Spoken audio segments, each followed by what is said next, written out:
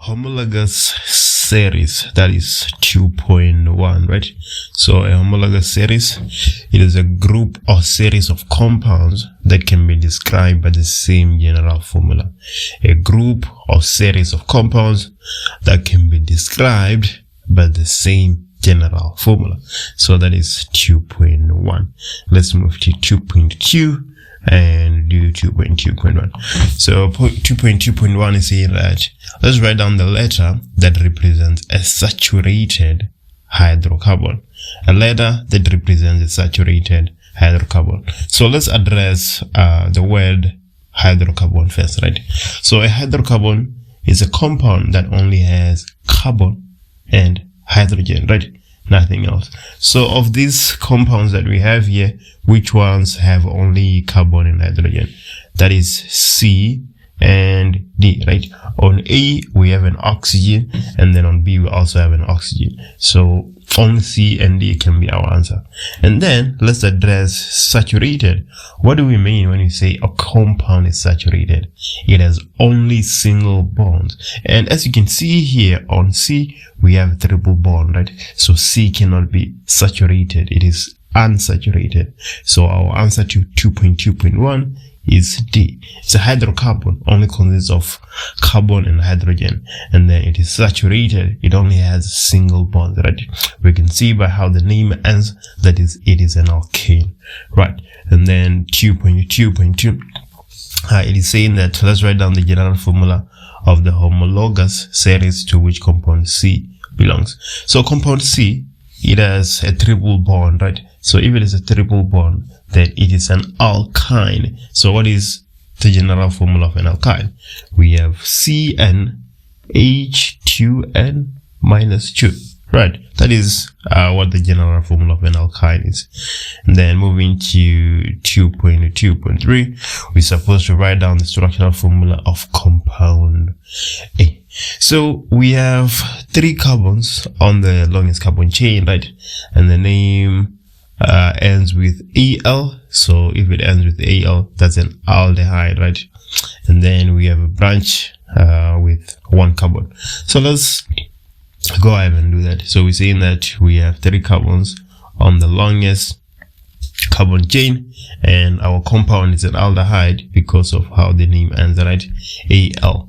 So if it's an aldehyde, then we have a carbonyl at the end of the compound, right? So we have a double bond oxygen at the end, and then we can have a hydrogen here.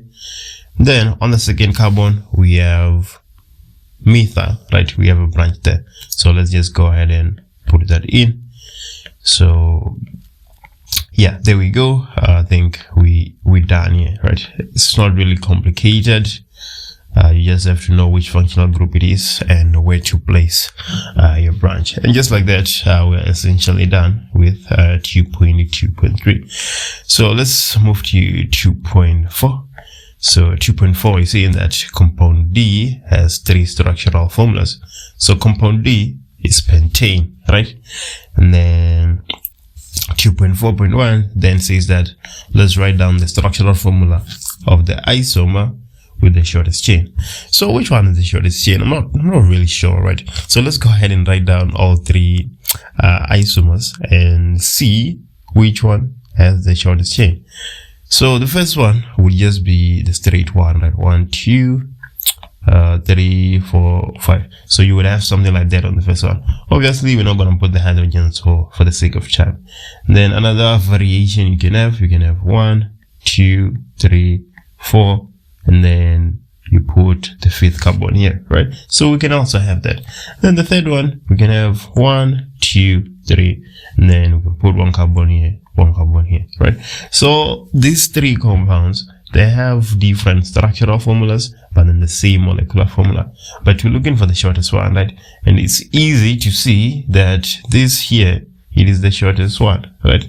Yeah, because the longest chain has 3 carbons.